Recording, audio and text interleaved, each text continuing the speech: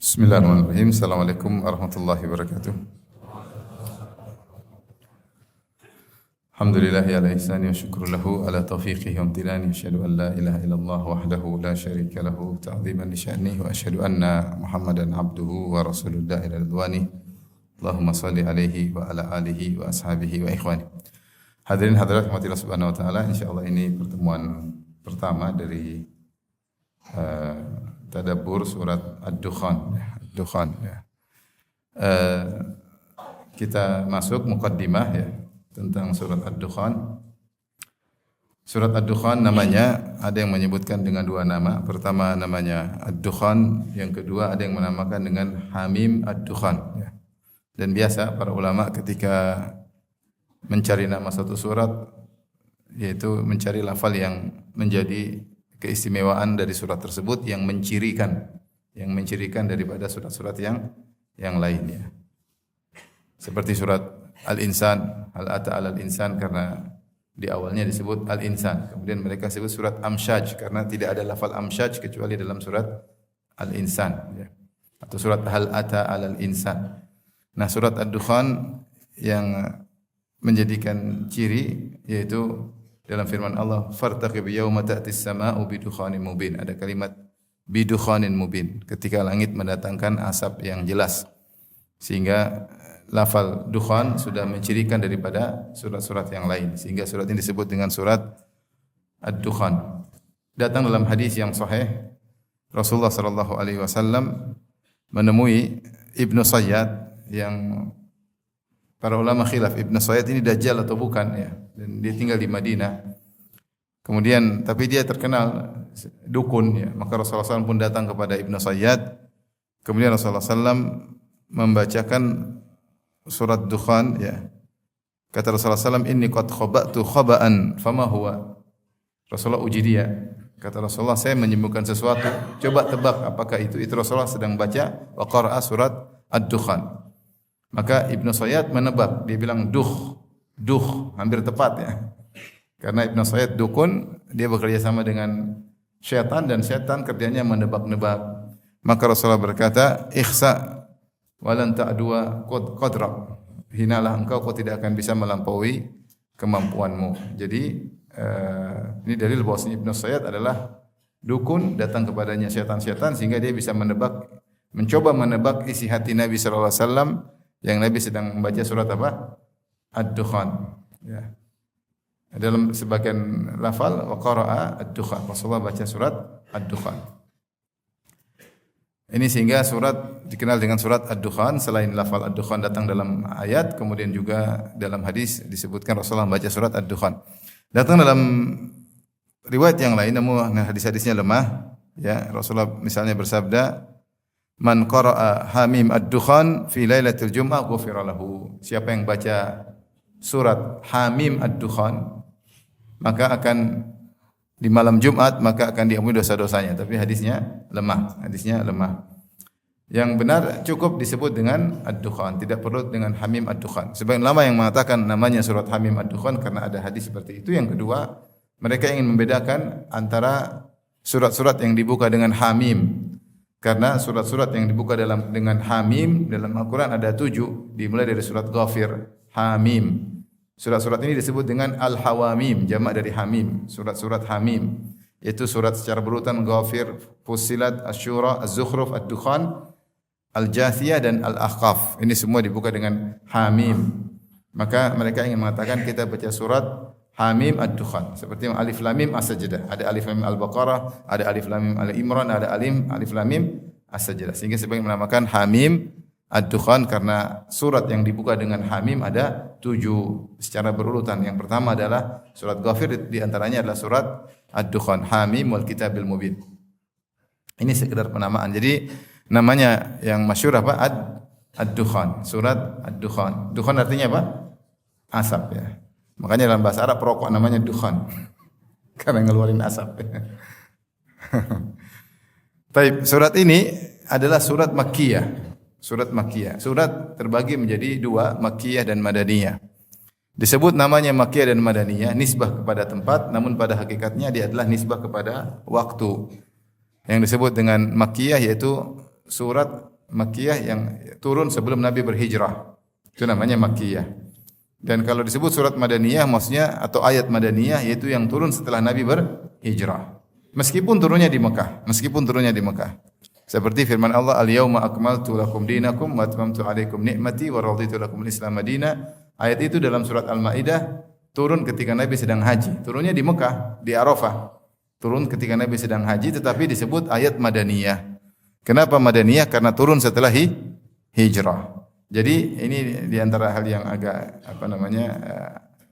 inilah istilah para ulama, disebut Makkiyah bukan karena turun di Mekah, disebut Madaniyah bukan karena turun di Madinah, meskipun secara umum Makkiyah semua turun di Mekah, Madaniyah turun di Madinah, tapi yang dimaksud Makkiyah Madaniyah adalah pembedaan waktu. Makkiyah itu turun sebelum Nabi berhijrah dan Madaniyah turun setelah Nabi berhijrah.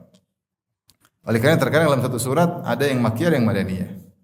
Nah, sebagian Makkiyah, sebagian apa? Madaniyah. Taib. Dan kalau kita tahu ijma ulama bahwasanya surat Dukhan adalah surat Makkiyah, fungsinya apa? Di antara faedahnya kita tahu audiens yang ketika turun surat inilah orang-orang Quraisy Mekah, musyrikin Quraisy Mekah. Sehingga surat ini akan turun dan akan dibacakan oleh Nabi dan didengar oleh telinga-telinga mereka sebagai seruan dan hujah yang Allah tegakkan bagi mereka. Sehingga nuansanya biasanya kalau surat-surat Makkiyah biasanya tentang 3 topik, tentang adanya hari kiamat, tentang tauhid, dan tentang Al-Quran atau Nabi adalah seorang Rasul. Itu biasanya topiknya itu. Dan di antara surat-surat yang Makkiyah biasanya surat-surat misalnya adalah surat-surat Juz Amma, itu rata-rata Makkiyah. Isinya tentang hari kiamat, tentang Nabi adalah seorang utusan Allah, Al-Quran adalah firman Allah, ya, tentang tauhid. Ini nuansa surat-surat Makkiyah karena audiensnya adalah apa? Abu Jahal, Abu Lahab, dan Abu lainnya.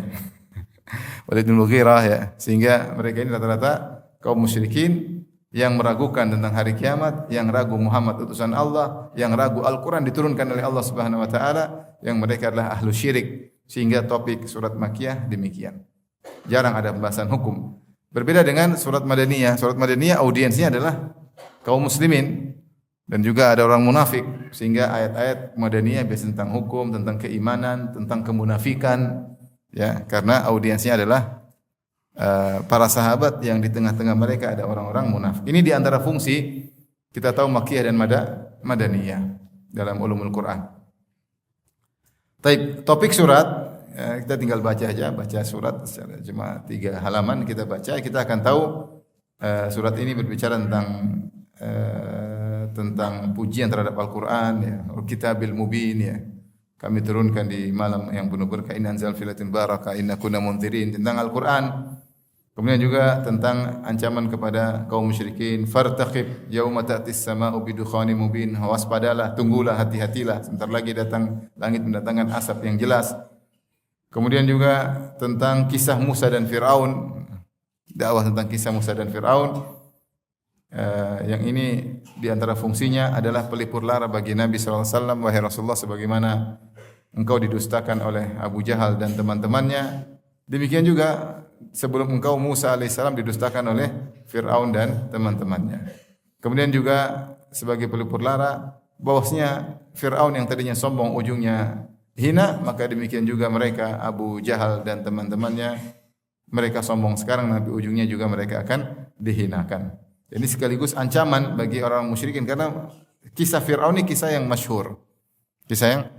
Makanya dalam surat-surat Makkiyah biasanya disebut kisah Nabi Saleh, Nabi Hud, dan juga misalnya tentang Fir'aun, karena Fir'aun ini kisahnya masyhur sampai kisahnya ke orang-orang Quraisy bahwasanya Fir'aun sombong ujungnya adalah hina.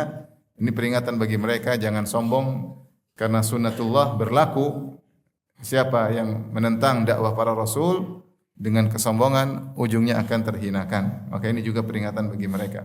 Dan kemudian Allah juga sebutkan tentang ngerinya hari kiamat, inna syajarataz zaqum ta'amul athim, dan seterusnya. Allah sebut di akhir surat Ad-Dukhan tentang ngerinya hari kiamat sebagai ancaman bagi kaum musyrikin. Jadi kita bisa bayangkan ini surat turun kepada Nabi. Nabi masih di mana? di Mekah dan Nabi bacakan kepada para sahabat dan Nabi juga bacakan untuk kaum musyrikin dan memang tujuannya dibacakan kepada kaum musyrikin agar mereka beriman. Taib. Ini mukaddimah tentang surat ya. Adapun tentang hadis-hadis tentang keutamaan surat Ad-Dukhan semuanya lemah seperti tadi. Man qara'a Hamim ya Ad-Dukhan fi lailatul Jum'ah ghufira lahu. Siapa yang baca surat Ad-Dukhan di malam Jumat maka diampuni dosa-dosanya. Ya. Ini maka hadisnya dhaif ya. Imam Tirmidzi meriwayatkan hadis seperti ini. Ya, kemudian beliau berkata beliau berkata gharibun la na'rifuhu. Hadis gharib ini menunjukkan hadisnya dhaif ya. Seperti juga hadis man qara'a Hamim Ad-Dukhan fi lailatin asbaha yastaghfiru lahu sab'una malak ya.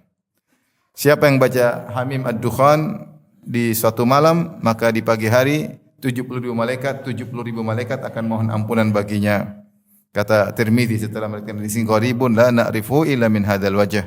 Ini hadis gharib kami tidak tahu kecuali dari jalan ini. Biasanya isyarat bahwasanya hadisnya dhaif. Kemudian beliau berkata Umar bin Abi Khatham yudha'af karena perawinya ada seorang bernama Umar bin Abi Khatham dan dia didhaifkan oleh para ulama. Qala al-Bukhari di antaranya Imam Bukhari mengatakan munkarul hadis. Ini orang ini membawakan hadis-hadis yang mungkar. Hadis mungkar itu hadis lemah menyelisih hadis sahih. Intinya hadis-hadis seperti ini hadisnya lemah. Jadi kalau ada surat ya tidak disebutkan hadis sahih tentang keutamaan membacanya ya secara umum baca Al-Qur'an keutamaannya besar ya. Ya man qara'a harfan min kitabillah falahu hasanah wal hasanatu bi asyri amsalihha. Siapa yang baca satu huruf dari Al-Qur'an dapat 10 kebaikan dan satu kebaikan dilipat gandakan menjadi 10 kali lipat ya. Dan tentunya keutamaan Al-Qur'an secara umum banyak. Dan terkadang ada sebagian surat memang datang hadis-hadis sahih tentang keutamaannya dan sebagian surat hadis-hadisnya dhaif di antaranya seperti surat Hamim Ad-Dukhan. Siapa yang bacanya di malam Jumat diampuni, hadisnya dhaif. Siapa yang baca di satu malam pagi harinya 70.000 malaikat akan mohon ampunan baginya, ini pun hadisnya dhaif. Baik, kita masuk pada pembahasan ayat. Baik. Allah buka firman-Nya dengan Hamim. Hamim ini disebut oleh para ulama dengan al-huruf al-muqatta'ah. Al-muqatta'ah maksudnya dibaca per huruf. Maka bukan dibaca ham ya, atau him ya, atau hum, dibacanya mim. Mim. Dan ini banyak dalam Quran seperti apa? Alif lam mim. Jangan dibaca alam ya. Karena dibacanya per huruf bukan per kata, dia dibaca sebagai huruf, makanya disebut huruf muqatta'ah, yaitu huruf yang dibaca per huruf. Muqatta'ah maksudnya dibaca per huruf. Alif lam mim ra, alif lam mim sad, Toha, Yasin, Qaf, Nun ya. Kaf ha ya ain sad. Ini semua namanya al-huruf al-muqatta'ah ya. Ya, jangan salah baca. Alif lam ra ha mim nun badal ar-Rahman. Jadi dibaca huruf muqatta'ah. Nah, ini khilaf ulama tentang apa yang dimaksud dengan huruf-huruf muqatta'ah ini ya. Apa maksud? Karena dibaca sebagai huruf ya. Inna anzalnahu Qur'anan Arabiyyan la'allakum ta'qilun. Kami turunkan Al-Qur'an dalam bahasa Arab agar kalian bisa pahami. Nah, Hamim ini maksudnya Hamim alif lam mim shad. Ini maksudnya apa ya? Maka ada khilaf ulama, ada 3 pendapat tentang masalah ini. Pendapat pertama mengatakan bahwasanya ayat-ayat seperti ini Hamim, alif lam mim dan seterusnya huruf muqatta'ah adalah termasuk ayat mutasyabihat ya. Dan ayat mutasyabihat serahkan kepada Allah. Walladzi anzala 'alaikal kitaba minhu ayatun muhkamatun hunna ummul kitab wa ukhra mutasyabihat. Dianggap ini ayat mutasyabihat. Allah turunkan Al-Qur'an ada ayat yang muhkam jelas, ada ayat yang mutasyabihat ya. Mutasyabihat sehingga kata mereka sudah enggak usah digubris, ini ayat yang tahu hanya Allah maknanya ya. Ya, Allah yang tahu hanyalah maknanya. Tentu ini pembahasan di kalangan para ulama, apakah ada ayat mutasyabihat tidak ada yang tahu maknanya sama sekali kecuali Allah. Maka ini pembahasan di kalangan para ulama. Tapi maksudnya sebagian ulama berpendapat demikian. Ini enggak tahu maknanya apa, mutasyabihat. Pendapat kedua, mereka mengatakan ada maknanya. Ayat ini ada maknanya. Meskipun dibaca sebagai huruf dan bukan sebagai kata. Ada maknanya. Lalu mereka berselisih maknanya apa? Yang pertama dia mengatakan ini maknanya maksudnya nama Al-Qur'an. Hamim itu Al-Qur'an. Alif Lam Mim Shad maksudnya itu nama-nama Al-Qur'an. Nama Al-Qur'an banyak, di antara nama Al-Qur'an Hamim, di antara nama Al-Qur'an Al-Kitab ya. Di antara nama Al-Qur'an adalah Alif Lam Mim Shad. Ini nama-nama Al-Qur'an. Ini pendapat ya. Sehingga Allah turunkan itu sebagai ini menyebutkan nama-nama Al-Qur'an. Ada yang mengatakan maksudnya Alif Lam Mim dan seterusnya adalah maknanya ringkasan dari nama Allah. Setiap huruf menunjukkan nama Allah. Seperti Alif Lam Mim, Alif maksudnya Allah, Lam maksudnya Latif, Mim maksudnya Al-Majid. Sehingga Alif Lam Mim itu adalah 3 nama Allah, Alif Allah, Lam Al-Latif, Mim Al-Majid. Ini pendapat sebagian ahli tafsir. Ada yang mengatakan ismul fi'il itu isim tapi menunjukkan kata benda, menunjukkan kata kerja. Sehingga tulisannya isim tapi mengandung verba, sehingga Alif Lam Mim singkatan dari ana Allahu a'lam. Ana, aku adalah Allah yang lebih mengetahui segalanya. Ini pendapat. Jadi mereka mengatakan ini kayaknya ringkasan dari kata-kata yang diringkas, jadi diringkas yang Alif Lam Mim. Sehingga mereka bicara Alif Lam Mim Shad maksudnya apa? Toha maksudnya apa? Ini singkatan-singkatannya. Kemudian ada yang mengatakan ini sumpah. Allah bersumpah dengan Hamim, itulah bentuk sumpah dari Allah Subhanahu wa taala. Ini saya sekedar menyampaikan pendapat ahli tafsir. Ada yang mengatakan huruf-huruf muqatta tersebut ada maknanya. Tapi pendapat tidak kuat ya. Pendapat yang ketiga, maka huruf-huruf tersebut tidak mengandung makna. Kenapa tidak mengandung makna? Karena memang dibaca bukan sebagai kata, tetapi sebagai apa? Huruf.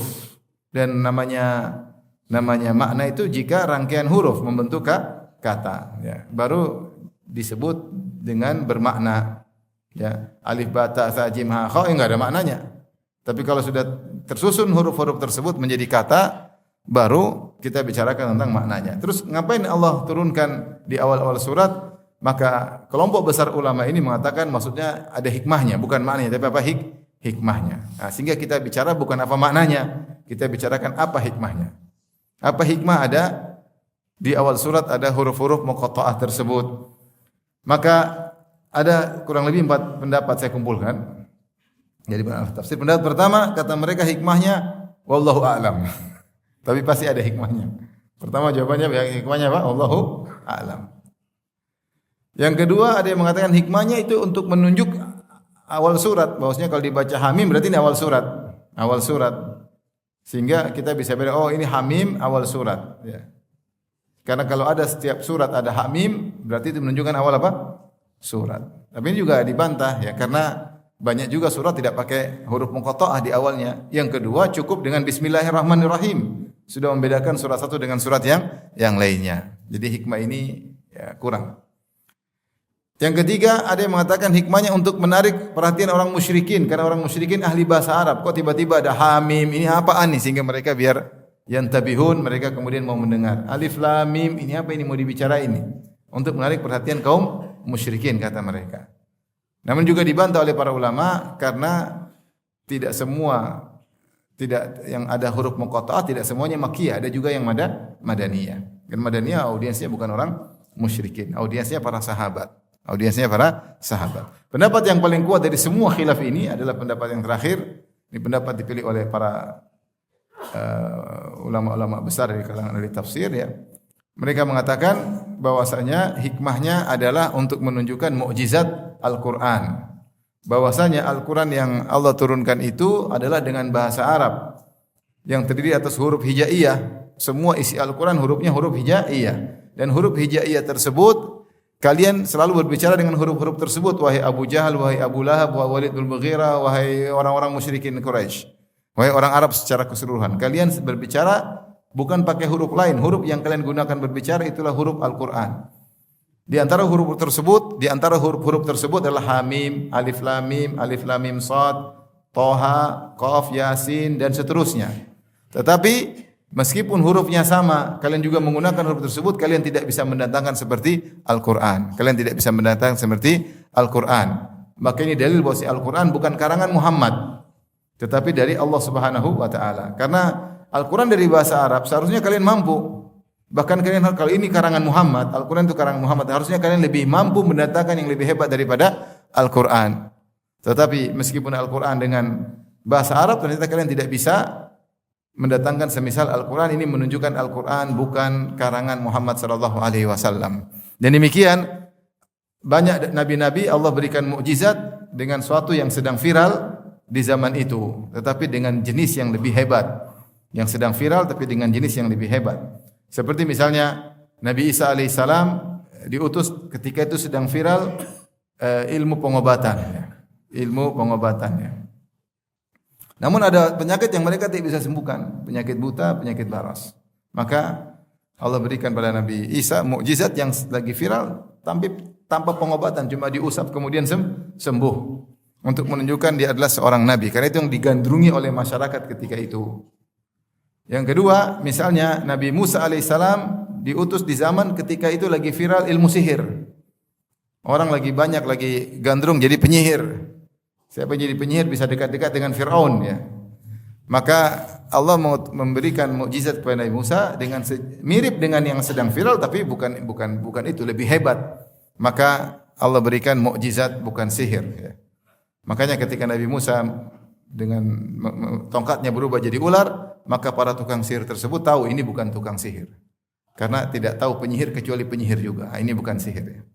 Kalau sihir tidak bisa begini, sehingga akhirnya mereka sujud kepada Allah Subhanahu wa taala ya. Mereka pun sujud karena mereka tahu Musa ini bukan penyihir, karena penyihir tidak mampu merubah satu zat menjadi zat yang lain. Bagaimana zat kayu bisa menjadi kemudian zat ular yang berbeda, sangat berbeda jauh dengan unsur kayu. Maka mereka pun faulqiyas saharatu sujada, mereka pun sujud beriman kepada Allah. Amanna bi Rabbi Musa wa Harun. Kami beriman kepada Rabbnya Musa dan Rabbnya Harun. Kemudian juga misalnya yang lagi viral di zaman Nabi Saleh adalah onta. Mereka hidup di padang pasir, kemudian banyak onta-onta dan mereka gandrung kepada onta-onta. Suatu onta adalah suatu harta yang sangat hebat di zaman tersebut karena mereka sangat memerlukan onta tersebut dan untuk kegiatan mereka sehari-hari. Maka Allah kirimkan mukjizat yang terkait dengan sedang mereka gandrungi tapi berbeda. Ontanya Nabi Saleh keluar dari batu langsung dalam kondisi bunting, tanpa ada suami dan lahir tanpa ada ayah dan ibu ya. Ini onta menakjubkan, ontanya indah, besar, keluar bukan dari sumber kehidupan, bukan dari air, kalau air adalah sumber kehidupan, atau dari hutan, hutan sumber kehidupan, keluar dari batu yang bukan merupakan sumber kehidupan. Maka ini onta yang menakjubkan. Allah mengatakan hadhihi, kata Allah kepada Saleh, Saleh berkata kepada kaumnya, naqatullah, ya, ini adalah onta Allah Subhanahu wa taala. Onta tersebut disandarkan kepada Allah. Tentu semua onta juga milik Allah, tapi adalah onta spesial yang berbeda dengan apa yang sedang mereka viralkan, yang sedang viral di zaman tersebut. Di antara juga Nabi Yusuf alaihissalam yang sedang viral di zamannya adalah menafsirkan mimpi. Orang bisa menafsirkan mimpi hebat, tetapi mereka kalau menafsirkan mimpi terkadang benar, terkadang salah, tidak akurasinya 100%. Maka Allah datangkan mukjizat kepada Nabi Yusuf yang mimpinya akurasinya 100%. Sehingga kalau menafsirkan tidak ada salah sama sekali. Maka ini menjadikan Nabi Yusuf unggul dibandingkan yang lain. Ini buktinya ada seorang rasul utusan Allah Subhanahu wa taala ya.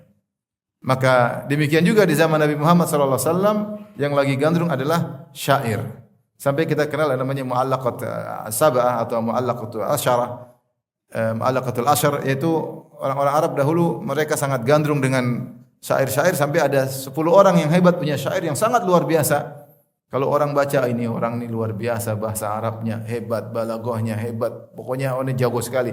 Saking mereka kagum dengan syair-syair tersebut, 10 tokoh tersebut, maka syair-syair mereka ada yang mengatakan ditulis dengan tinta emas, digantungkan di dinding Ka'bah. Maka disebut muallaqat, yaitu syair-syair yang digantungkan sehingga orang datang terpukau. Wih, ini siapa yang tulis syair ini? Kok hebat sekali. Ini siapa yang tulis syair ini? Kok hebat sekali. Dan ini lagi viral di ketika itu di Arab. Maka Allah berikan mukjizat kepada Nabi sallallahu alaihi wasallam yang mirip dengan syair tapi bukan syair. bukan syair, bukan juga nathar, menakjubkan. Allah mengatakan, "Ma 'allamnahu syi'ra wa ma yanbaghi lah. In huwa dzikrun wa Qur'anun mubin. In huwa illa dzikrun wa Qur'anun mubin." Kami tidak mengajarkan dia syair dan tidak pantas Rasulullah bersyair, ya.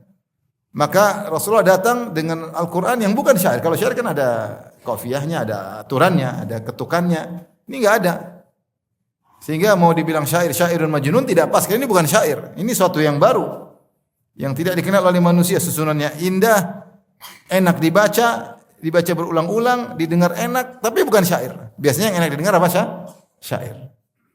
Sehingga orang-orang Arab tahu dulu ini bukan karangan Muhammad. Mereka tahu, ya. Oleh karenanya di antara untuk menunjukkan akan hal tersebut, sebagian surat Allah buka dengan huruf muqatta'ah.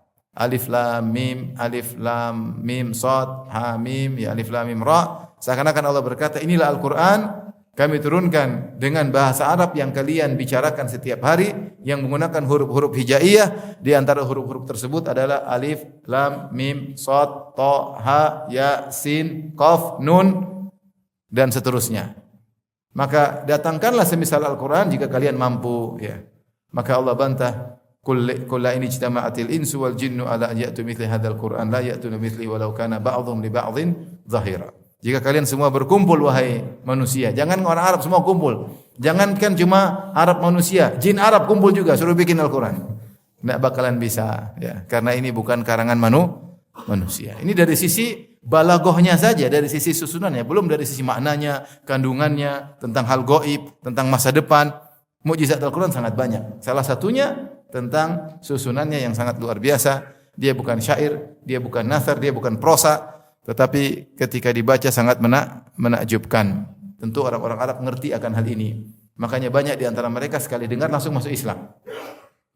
Jangan orang Arab, kita orang yang tidak ngerti aja, dia dengar, ini apa ini kok bagus. Saya punya teman, saya kirim bacaan Syekh Dausari ke kawan saya di Australia. Kata dia, "Ustaz, saya putarin ke orang kafir. Ini apa ini? Bagus ya, katanya apa ini?" Dia enggak tahu bahasa Arab. Tapi dia dengar menarik, kok kayak ada susunannya, dia enggak ngerti bahasa Arab. Jadi saya kirim surat Al-Qamar. Iqtarabatis sa'atu wa syaqqal qamar wa iyyaru ayatan yu'ridu wa yaqulu sihrun mustamir. Ada ra terakhir, ini apa ini? Mereka takjub. Jadi orang yang tidak tahu bahasa Arab aja dengar Al-Qur'an punya haibah, apalagi yang ngerti bahasa Arab. Maka mereka tahu ini bukan karangan manusia. Ini adalah firman Allah Subhanahu wa taala. Makin di antara hikmah yang apa namanya yang disebut oleh para ulama, dipilih oleh misalnya Ibnu Qayyim, Ibnu Katsir, Ibnu Taimiyah, Al-Mizzi, dan sebelumnya kalau enggak salah juga Zamakhsyari, ada beberapa ulama yang mengatakan inilah pendapat yang lebih kuat, dan saya juga cenderung pada pendapat ini, wallahu a'lam bishawab. Jadi intinya hamim dan yang semisalnya huruf muqatta'ah tidak dibaca sebagai kata, tapi dibaca sebagai apa? Huruf. Sehingga kita tidak bicara tentang makna karena enggak ada makna, karena huruf tanpa makna. Maka hikmahnya apa? Untuk memberi isyarat bahwasanya Al-Qur'an adalah mukjizat dari Allah Subhanahu wa taala. Oleh karenanya sekarang kita coba buka apa namanya? Buka Faris Al-Qur'an. Itu ada program kan? Al-Qur'an, coba buka apa namanya? Mushaf, buka mushaf. Coba surat-surat yang dibuka dengan huruf-huruf muqatta'ah. Dari pertama surat Al-Baqarah. Al-Baqarah, ya. Apa firman-Nya? Makanya hampir seluruh surat yang dibuka dengan huruf muqatta'ah setelah itu tentang Al-Qur'an. Ini di antara yang menguatkan. Alif lam mim dzalikal kitabu la raiba fi. Setelah Allah sebut surah muqatta'ah langsung bicara tentang Al-Qur'an. Topiknya selalu begitu, kecuali ada 4 surat, tapi nanti kita rata-rata seperti ini. Bil istiqra kita tahu rata-rata surat tersebut kalau ada huruf muqatta'ahnya setelahnya tentang Al-Qur'an. Ini pertama, contoh. Dari surah Al-Baqarah yang pertama langsung dzalikal kitabu la raiba fi. Kemudian juga yang kedua Ali Imran sama. Allah berkata alif lam mim Allahu la ilaha illa huwal hayyul qayyum nazzala 'alaikal kitaba bil haqq. Langsung tentang Al-Qur'an juga. Setelahnya apa? Al-A'raf surat ke-7. Alif lam mim shad kitabun unzila ilaika. Langsung juga tentang Al-Qur'an. Al-Qur'an yang diturunkan kepadamu. Maka setelah huruf muqatta'ah Allah langsung memuji Al-Qur'an. Isyarat bahwasanya hikmahnya adalah untuk demikian. Demikian juga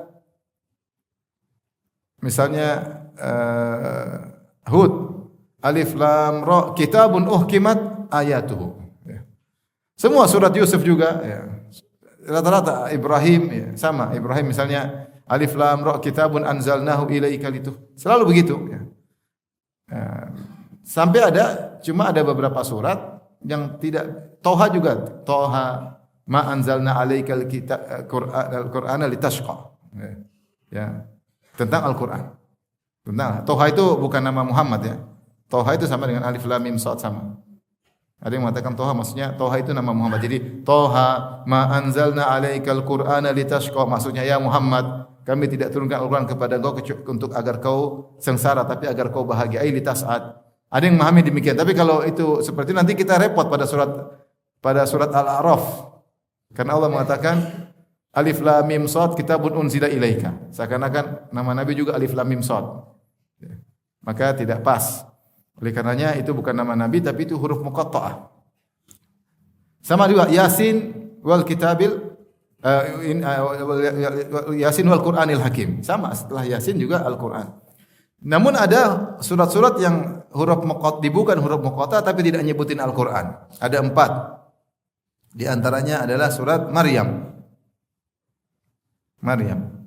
Kaf ha ya ain sad, dzikr rahmati rabbika abdahu Zakaria. Iznada. Ini di antara yang tidak seperti biasanya. Puluhan semuanya ketika dibuka surat. Ada 29 surat kalau tidak salah yang dibuka dengan huruf muqatta'ah, setelah itu disebut tentang Al-Qur'an. Kecuali surat Maryam.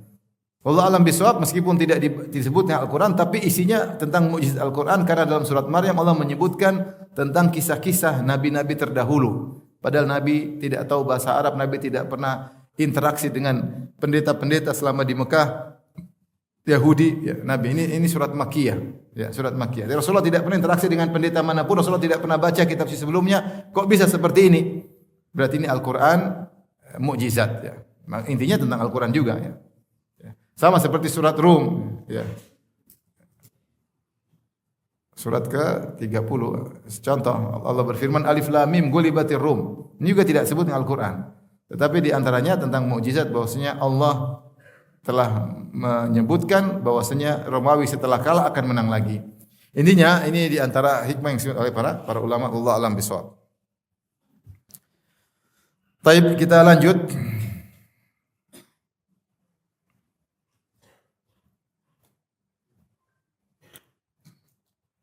Kita masuk dalam ayat. Allah berfirman,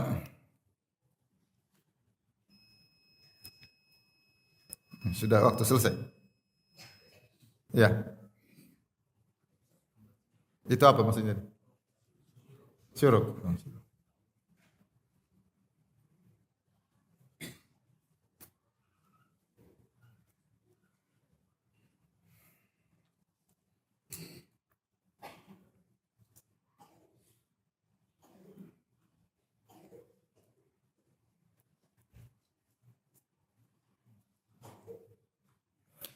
Tapi Allah berfirman, Hamim, setelah itu mengatakan wal kitabil mubin. Wa di situ adalah untuk sumpah. Wa di antara Allah bersumpah sumpah dengan bisa dengan wa, wallahi, tallahi, billahi. Di antara huruf yang digunakan untuk bersumpah adalah wa. Dan setelahnya nanti jadi kasrah. Wal kitabi, wallahi itu sumpah. Kalau depannya jadi dhamma marfu itu bukan sumpah, wallahu artinya dan Allah. Tapi kalau wallahi artinya demi Allah. Jadi beda bahasa Arab, subhanallah. Kalau wallahu artinya dan Allah, kalau wallahi artinya demi Allah. Maka ada orang bohong. Kamu ngambil ini? Enggak. Wallahu. Wallahi wallahu. Pokoknya wallahu-nya diam aja. Demi Allah, wallahu. Kalau wallahu artinya dan Allah. Dan Allah mengetahui saya bohong. Kalau wallahi demi Allah beda, ya, itu beda ya. Jadi bahasa Arab itu luar biasa ya. Wal kitabil mubin. Allah bersumpah dengan Al-Kitab. Al-Kitab sini maksudnya Al-Qur'an. Wal kitab ya. Alif lam lil ahad bukan lil jins. Wal kitabi demi Al-Qur'an. Al-mubin, al-mubin ada dua makna dari abana, fi'il kata verba. Abana bisa maknanya fi'il lazim dan bisa maknanya fi'il mutaaddi. Saya enggak tahu dalam istilah bahasa Arab, bahasa Indonesia juga ada. Apa itu kata kerja yang tidak membutuhkan objek disebut apa? dan kata kerja yang butuh objek disebut apa? Siapa guru bahasa Indonesia sini? Hah? Apa? Apa? Oh, sensitif dan transitif dan yang butuh objek namanya apa? Transitif. Yang tidak butuh objek intransitif. Jadi ini istilah saja biar kita tahu. Kalau fi'il lazim itu namanya intransitif. Dia yang tanggung jawab ya, saya enggak tahu. Makanya Bapak antum guru bahasa Indonesia? Dulu. Sekarang udah enggak. Jadi fi'il lazim intransitif. Kalau fi'il yang butuh lazim verba namanya transitif. Dalam bahasa Arab intransitif disebut fi'il lazim, yang butuh objek namanya fi'il muta'addi, transitif. Nah, abana ini dalam bahasa Arab bisa maknanya intransitif, bisa transitif. Kalau intransitif tidak butuh objek atau lazim, maka maknanya adalah bayyin. Maknanya jelas. Wal kitabil mubin, yaitu ini adalah kitab yang jelas. Wal kitabil bayyin, secara makna seperti itu. Kalau transitif atau fi'il muta'addi dari abana yubinu, ya mubin maknanya wal kitabil mubin, yaitu demi Al-Qur'an yang menjelaskan, ya. Yang menjelaskan. Dan ini dua-dua merupakan sifat Al-Qur'an. Al-Qur'an dari sisi ayatnya jelas dan dia juga menjelaskan. Maka al-mubin maknanya jelas dan menjelaskan. Wal kitabil mubin, Allah bersumpah, wal kitabil mubin, demi kitab yang jelas dan demi kitab yang menjelaskan. Dan Allah bersumpah dengan Al-Qur'an. Wal Qur'anil Hakim, ya. Dan Allah bersumpah dengan apa saja yang Allah kehendaki untuk Allah agungkan. Allah bersumpah dengan makhluk-makhluknya untuk mengangkat makhluk-makhluk tersebut, dan Allah bersumpah dengan firman-Nya untuk menjelaskan tentang agungnya firman-Nya, ya. Wa Allah mengatakan wasyamsi wa duhaha, tentang makhluknya Allah bersumpah dengan firman-Nya, wal kitabil mubin wal Qur'anil Hakim, terserah Allah. Allah bersumpah dengan apapun. Adapun kalau kita manusia tidak boleh bersumpah kecuali dengan Allah dan sifat-sifatnya. Adapun kalau kita bersumpah dengan selain Allah, maka syirik. Ya, man halafa bi ghairillah faqad asyrak. Siapa yang bersumpah dengan selain Allah, maka dia dia melakukan kesyirikan. Adapun Allah terserah. Tapi yang Allah jadikan sumpah ini suatu yang agung, baik makhluk atau firman-Nya atau ayat-ayatnya, terserah Allah Subhanahu wa taala. Di sini Allah mengatakan wal kitabil mubin. Ya. Ya, seperti Allah berfirman dengan makhluknya, wal qalami wa ma yasturun, ya. Wasyamsi wa duhaha, dan seterusnya banyak. Nah, setelah Allah bersumpah, dan ini metode orang Arab bersumpah untuk menekankan sesuatu, apa yang Allah ingin tekankan pada ayat berikutnya, inna anzalnahu fi lailatin mubarakatin inna kunna munzirin. Sungguhnya kami telah menurunkannya, itu menurunkan kitab tersebut, ya, fi lailatin mubarakah, di malam yang berkah, penuh berkah. Inna kunna munzirin, ini Allah ingin bersumpah untuk menekankan sungguhnya Al-Qur'an tersebut kami turunkan, dia mulia, maka kami turunkan di malam yang agung, yang malam penuh keberkahan. Allah mengatakan inna, dan ini metode dalam bahasa Arab untuk pengagungan suatu yang mufrad dijamakkan, suatu yang mufrad dijamakkan. Ini orang Arab ngerti, ini orang Indonesia juga demikian. Kita bilang kami padahal satu orang. Kita mengatakan kami untuk mengagungkan kami, ya. Kami, ya. Dalam bahasa Arab demikian, mufrad dijadikan jamak, singular dijadikan plural dalam rangka untuk pengagungan. Baik mutakallim yang sedang berbicara atau kepada yang diajak berbicara, mukhatab. Seperti kalau kita bilang sama orang, kita tidak bilang anta, tapi kita bilang apa? Antum. Itu dalam rangka untuk penghormatan. Bahkan kepada wanita pun demikian, dan wanita kalau kita ingin mengagungkan dalam bahasa Arab bukan dengan antunna tapi tetap dengan antum. Makanya Rasulullah SAW berkata kepada Khadijah dengan domir antum, kata Rasulullah, zammiluni zammiluni, bukan zamilnani zamilnani, bukan zammilini zammilini. Tapi Rasulullah mengatakan apa namanya? Zammiluni, menggunakan antum. Sama wasubbu alai bima'in barid, wasubbu alai bima'in barid, sama Rasulullah menggunakan antum untuk Khadijah. Sama Nabi Musa alaihissalam menggunakan antum kepada istrinya. Qala li ahlihim kuthu, kata Nabi Musa kepada istri, padahal istrinya satu. Maka Musa mengatakan kuthu, diamlah kalian, antum, padahal ini metode bahasa Arab yang lebih fasih. Bahkan kepada wanita pun kalau kita ingin menghormati wanita, meskipun satu orang, kita menggunakan kata ganti orang kedua jamak buat lelaki. Antum. Makanya belajar bahasa Arab. Nah, untuk pembicara pun demikian, kita dalam bahasa Arab biasa menggunakan inna, sungguhnya kami bukan berarti kami banyak ya. Kami banyak, tapi maksudnya pengagungan. Jadi ini biasa dalam bahasa Arab. Makanya ketika sebagian orang Nasara memprotes tuh dalam Al-Qur'an juga Allah mengatakan kami berarti banyak. Mereka mengatakan demikian. Maka bantahannya mudah. Bantahan pertama, kalian enggak ngerti bahasa Arab. Kalau inna itu melazimkan jumlahnya banyak, pasti sudah dijadikan bahan oleh Abu Jahal dan Abu Lahab untuk kritik Al-Quran. Karena Nabi kan nuduh mereka Tuhannya banyak. Terus Nabi bilang Allah cuma Esa. Nah kalau memang inna maknanya secara bahasa Arab melazimkan Allah banyak, pasti Abu Jahal bilang, Muhammad itu Tuhanmu juga bilang dia banyak. Jangan protes kami banyak. Justru mereka mengatakan aja'alal alihata ilahan wahida inna hadza la syai'un ujab. Ya. Apakah Muhammad ingin menjadikan Tuhan banyak cuma satu? Sehingga Abu Jahal dan Abu Lahab tidak memahami lafal inna sesungguhnya kami itu melazimkan banyak. Faham? Yang ngerti bahasa Arab Abu Jahal atau orang Nasara? Yang ngerti bahasa Arab Abu Jahal, Abu Lahab orang Nasara? Jadi kritikan ini karena tidak ngerti bahasa Arab. Makanya orang Arab tidak kritik begini. Karena kalian yang biasanya ngerti tidak tahu bahasa Arab. Ini inna. Tidak melazimkan banyak, ini pengagungan. Yang kedua, kalau kalian mengatakan ini melazimkan banyak, berarti kalian ngaku Tuhan kalian banyak. Ya enggak usah bilang Trinitas 3 sama dengan 1, wong kalian juga ngaku Tuhannya apa, Pak? Banyak. Baik, jadi maksudnya inna ini tidak melazimkan banyak. Ya, ini satu, tapi bisa melazimkan apa? Pengagungan. Ya, bisa pengagungan. Dan bisa juga kalau maknanya kalau kita taruh maksudnya bahwasanya ini adalah Allah menurunkan Al-Quran melalui Jibril kepada Nabi Muhammad sallallahu alaihi wasallam. Ya, sehingga inna maksudnya juga di situ ada terkandung anak buah Allah yang diperintahkan itu malaikat Jibril. Sehingga menggunakan inna. Ya. Seperti firman Allah, wa idza qara'nahu fattabi' Qur'ana. Kalau kau baca maka ikuti. Maksudnya malaikat Jibril yang baca. Ya. Taib. Inna anzalnahu. Hu di sini maksudnya Alkitab tersebut. Kembali kepada Alkitabul Mubin. Ya.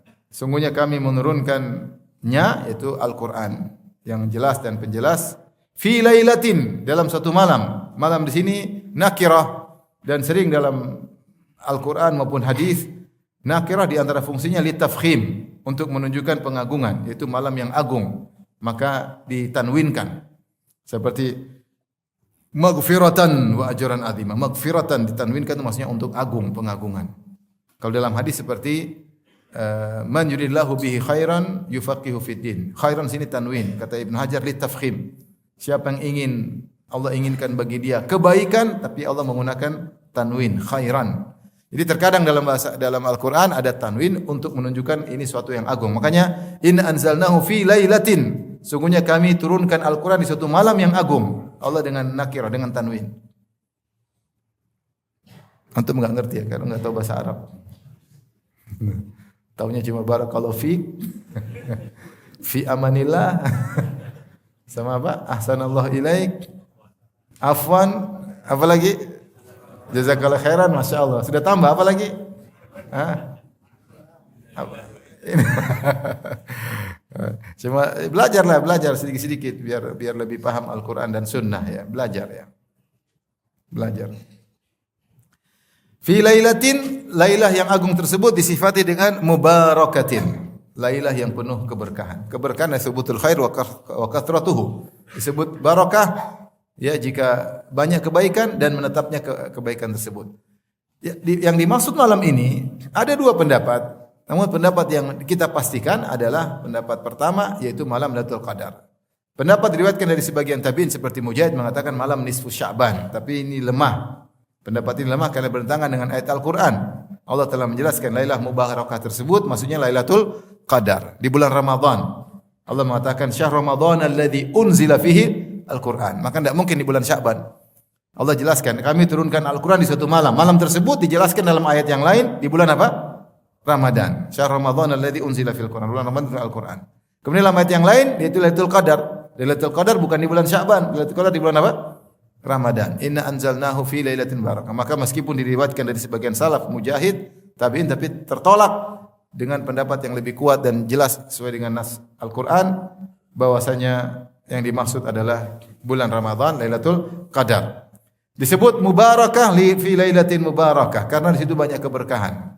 Keberkahan di antaranya Lailatul Qadri khairun min alfi syahr. Malam tersebut ibadah semalam lebih baik daripada 1000 bulan. Di antara keberkahan malam tersebut tanazzalul malaikatu warruhu fiha. Malaikat ingin ikut serta kebaikannya sehingga mereka turun ramai dari langit menyesakkan bumi untuk menghadiri malam yang penuh dengan keberkahan tersebut. Ini menunjukkan malam penuh berkah. Di antaranya adalah malam tersebut Allah turunkan takdir yang disebut takdir sanawi yang Allah sebutkan dalam surat ini.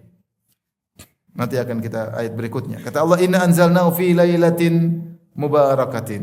Inna kunna mundzirin." Sungguhnya kami memberi peringatan, ya. Memberi peringatan karena ayat ini turun kepada kaum musyrikin Arab dan mereka perlu untuk diberi peringatan atas kesyirikan yang mereka lakukan. Kita tahu Al-Qur'an adalah bukan cuma inzar tapi juga bisyarah. Ada inzar, ada tabsyir, ya, tetapi di apa namanya di dominasi inzar, ya. Innama anta mundziru may yakhshaha. Kau sungguhnya adalah pemberi peringatan. Ini namanya qasr nisbi, maksudnya karena Rasulullah sedang berbicara tentang kepada orang musyrikin, maka yang mendominasi adalah apa? Peringatan. Jangan syirik, jangan ini, hati-hati hari kiamat, hati-hati hari kiamat dan seterusnya. Ya, tentunya kalau siapa yang beriman akan dapat kabar gembira.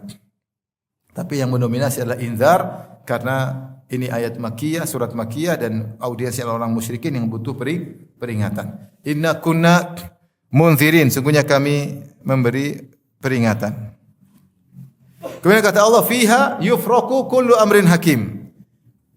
Di malam itu dijelaskan segala urusan yang penuh hikmah. Yufrak dari farak, dan farak maknanya yufsal, ya, yufsal, ya, dipisah, itu dibagi-bagi. Allah putuskan yufraku, ya, seperti fafruq bainana wa bainal qaumil fasikin, pisahkanlah kami, ya. Seperti Al-Qur'an disebut Al-Furqan karena pembeda antara hak dan batil, ya. Maka di malam tersebut yufrak, yaitu ditetapkan hukum-hukum dipisah-pisah, ya, dijelaskan. Pada malam tersebut kullu amrin hakim, segala perkara yang hakim. Hakim sini mengandung dua makna. Bimakna hakim itu setiap perkara yang mengandung hikmah. Ini menjelaskan tidak ada yang Allah tetapkan kecuali ada hikmahnya. Dan Allah ada di antara namanya Al-Hakim. Tidak mungkin Allah bikin keputusan tanpa hikmah, mustahil. Karena Allah sifatnya Al-Hakim. Oleh karenanya tatkala ini terkait dengan takdir, maka setiap takdir pasti ada hikmahnya. Ini penting bagi kita. Agar kalau kita kena musibah kita tahu di balik itu pasti ada hikmah. Dan juga amrin hakim, hakim maknanya muhkam. Muhkam itu pas, tepat, tidak ada kesalahan. Ada yang bilang muhkam itu tidak bisa dirubah-rubah lagi. Muhkam, la tabdil wa la taghyir. Muhkam itu kokoh, kalau bahasa kita apa? Kokoh. Muhakkam, muhkam itu kokoh. Sehingga apa yang sudah Allah takdirkan itu benar-benar pas, tidak akan dirubah-rubah lagi. Tidak ada peninjauan kembali, ya. Karena Allah adalah ahsanul khaliqin. Di antara maknanya ahsanul muqaddirin, yang terbaik dalam mentakdirkan. Sebenarnya takdir itu apa? Takdir sederhana kalau kita analogikan dengan kehidupan manusia. Muqaddir yaitu yang memplanning kalau bahasa kita. Muqaddir itu yang memplanning. Kalau insinyur dia ingin membuat sesuatu, maka dia memplanningkan. Maka dia gambar rumah tersebut, kemudian dia tulis RAB-nya berapa, perencanaannya, butuh pekerja berapa, barang-barangnya berapa. Setelah dia tulis semua, dia susun, dia tulis dalam proposal semua, kemudian dia eksekusi. Ketika dia eksekusi, sering dia rubah di tengah jalan. Ternyata kena pandemi, akhirnya barang jadi naik, misalnya. Ternyata ada pandemi, ternyata kerjanya harusnya 1 tahun jadi 3 tahun misalnya. Ternyata tengah jalan ada perubahan kurang pas, ternyata ini kurang, harus tambah lagi. Dan ini dialami oleh semua muqaddir. Semua insinyur, semua developer, semua orang yang planning dari manusia. Karena kenapa ada perubahan? Karena tidak sempurna, ilmunya tidak sempurna, dia tidak tahu apa yang terjadi, dia ilmunya tidak makro, dan dia pun tidak tahu masa depan, ya, sehingga kekurangan pada dirinya menjadikan sering dia merubah-rubah. Paham enggak? Tidak tahu, kadang dia berhenti di tengah jalan, enggak jadi. Itu manusia. Adapun ketika yang mentakdirkan, memplanningkan Allah, maka tidak mungkin berubah. Pasti muhkam, pasti hakim. Karena Allah Subhanahu wa taala tahu masa depan. Allah tahu seluruh makhluknya. Allah tahu yang terjadi. Dan Allah Maha bijak sehingga ketika Allah bikin takdir tidak bakalan berubah. Rufi'atil aqlam wa jaffatis suhuf. Pena diangkat dan lembaran sudah kering, enggak bisa ditipeks, enggak bisa dirubah. Kenapa? Karena semua yang Allah takdirkan hakim dan muhkam. Maka Allah berfirman, "Fiha yufraku kullu amrin hakim." Di malam tersebut ditetapkan segala perkara yang hakim, yang bijak dan juga muhkam, kokoh, tepat, ya. Tidak akan dirubah-rubah, la tabdil wala taghyir. Ya. Dan ini disebut dengan takdir sanawi. Takdir sanawi. Ikhwan, takdir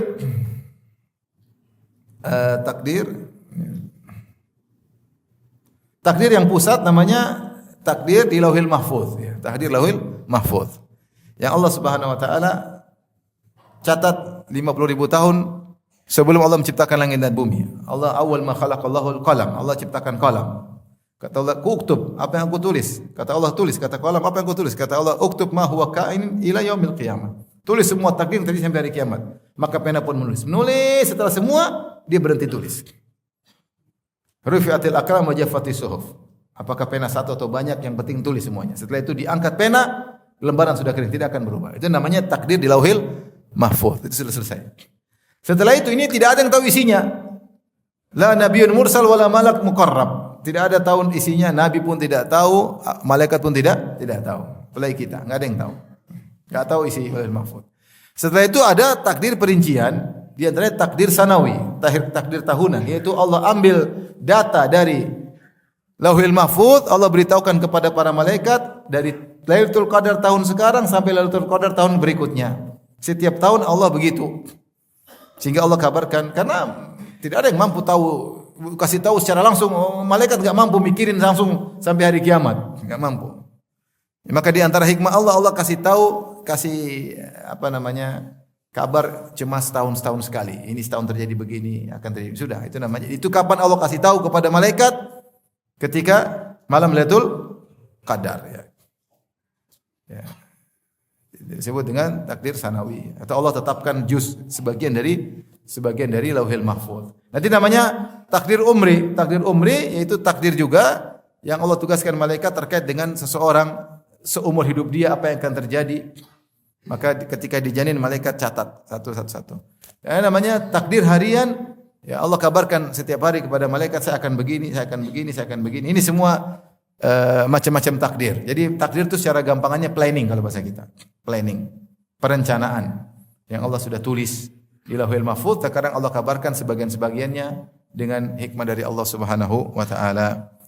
Kemudian amran min indina, dan ini adalah perkara dari kami, tapi insyaallah kita lanjutkan pada pertemuan berikutnya, ayat yang selanjutnya. Sampai sini saja kajian kita insyaallah taala, ya. Jangan banyak-banyak nanti lupa, ya. Demikian wabillahi taufiq. Assalamualaikum warahmatullahi wabarakatuh.